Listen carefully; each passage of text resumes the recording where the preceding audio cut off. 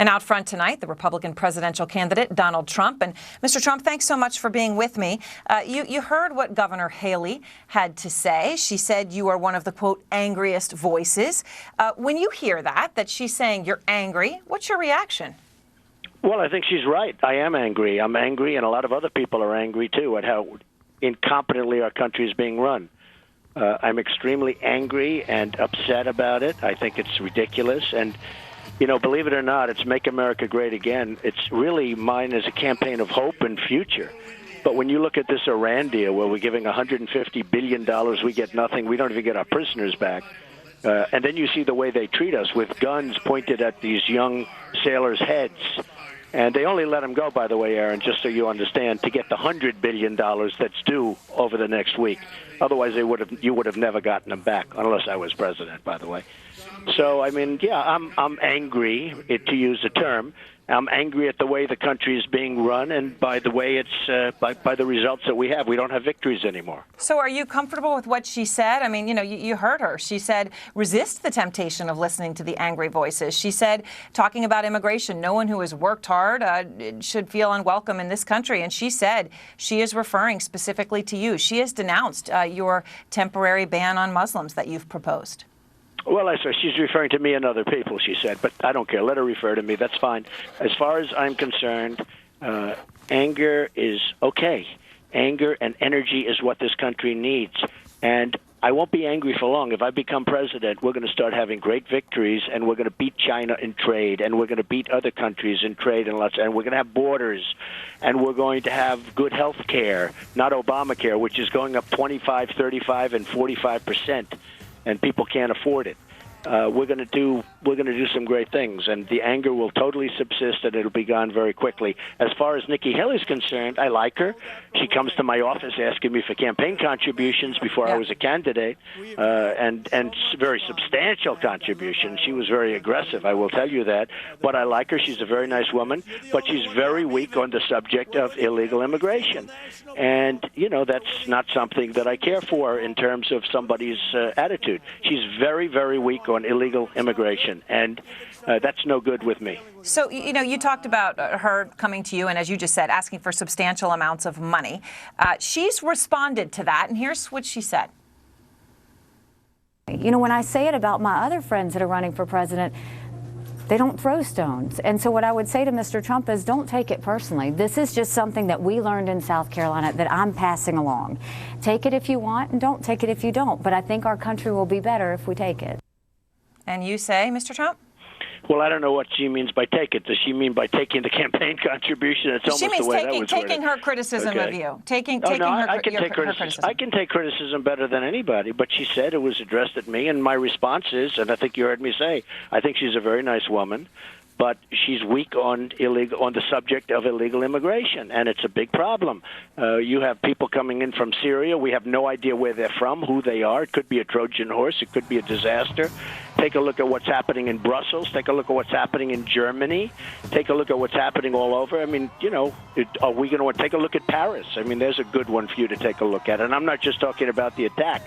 I'm talking about the Parisian way of life. It's a whole different place. And we have to find out there's tremendous anger out there and hatred. There's tremendous hatred of us. And we have to find out what's at the bottom of it, or we're never going to be able to solve the problem, Aaron. So I have nothing at all against Nikki Haley. I will say that she has been to my office on a number of occasions and, you know, campaign contributions, and I have no problem with that. But, you know, I do think that it's something that can be told. But I don't like her stance on illegal immigration. So are you all right with her speech then? I mean, you know, she's considered a rising star in your party. She was handpicked by the leadership to deliver that primetime response to the president.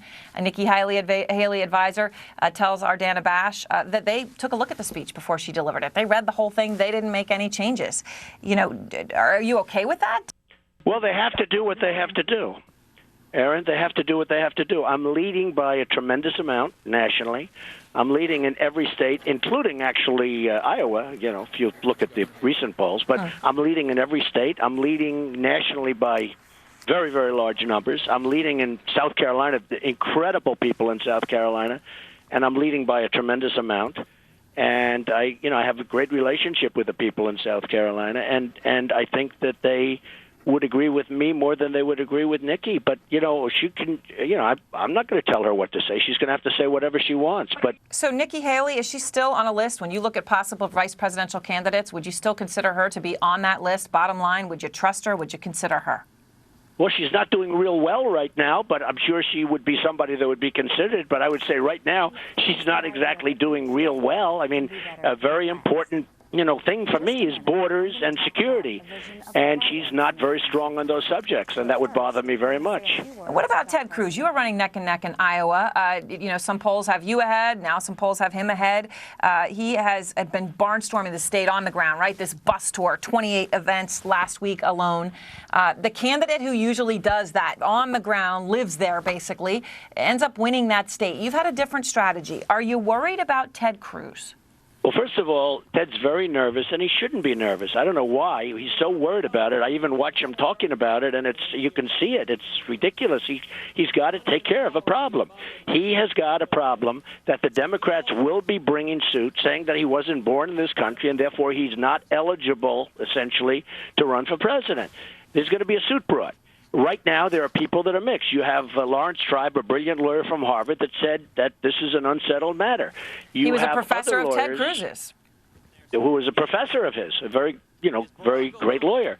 You have other lawyers, numerous other lawyers that have said the same things. I've read stories just over the last 24 hours in various newspapers where other people are saying the exact same thing.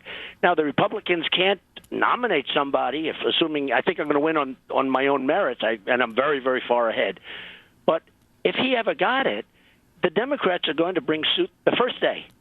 And how do you run when you have a suit like that hanging over your head? And almost as importantly, I mean, you're running for office, and you have a suit saying you can't run for office. So until the judges make that determination, now, perhaps he can go in and get a declaratory judgment, meaning go to court early, but he's got to solve that problem. That's a big problem. He was born in Canada, and in fact, he was a Canadian citizen. I guess he was a citizen of the U.S. and Canada until 15 months ago.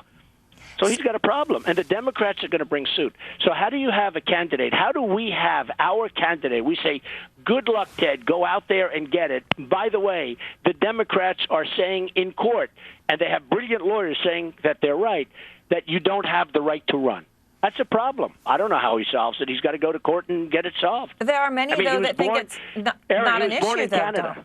He was born in Canada. He was born in Canada. I mean, 100% true, right? But a lot of people, even Republicans, say this whole conversation's absurd. I mean, I taled to Governor Kasich about it. That. John McCain didn't say that. Fair, John McCain didn't. But the very highly respected governor, by the way, the very highly respected governor of Iowa didn't say that, and many other people didn't say that. And frankly, a lot of lawyers don't say that, maybe most importantly. A lot of legal scholars don't say that. And I'm not saying anything one way or the other. This was a question that was asked to me in the Washington Post. This is how I didn't start this.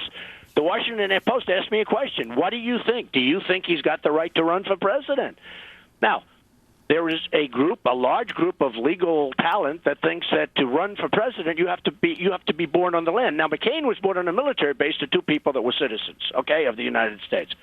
He was born on a military base, and I understand that very well. And, he was able to skirt that issue, and that's fine, and I fully understand that. This is different. He was born in Canada.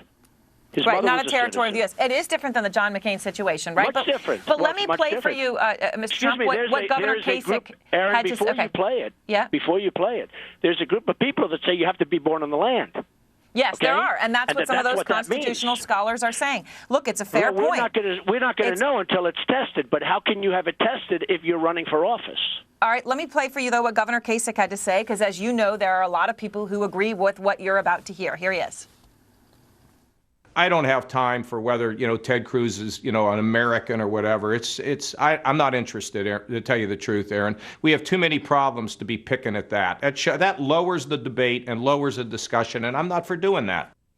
What do you say to that, Mr. Trump? Right? I mean, I know you're saying you were asked the question, you didn't bring it up, but you just brought it up again to me. You're bringing it up.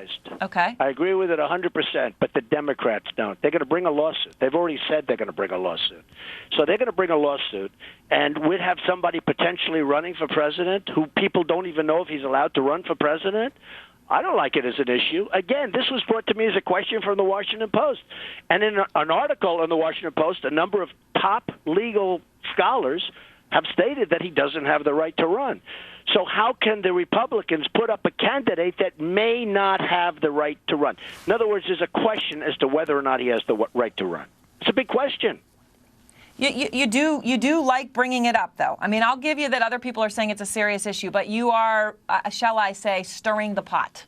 Excuse me, I don't bring it up. Who asked me the question? I didn't bring this up to you. You brought it up to me, Aaron.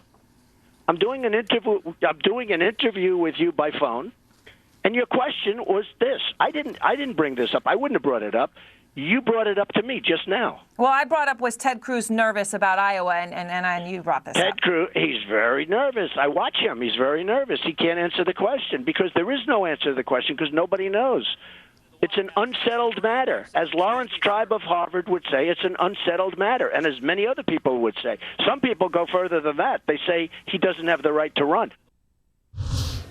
Out front next, Donald Trump on Hillary Clinton and the charges of sexism. Our conversation continues. You'll hear it. Plus, Bernie Sanders now leading Hillary Clinton in Iowa and New Hampshire.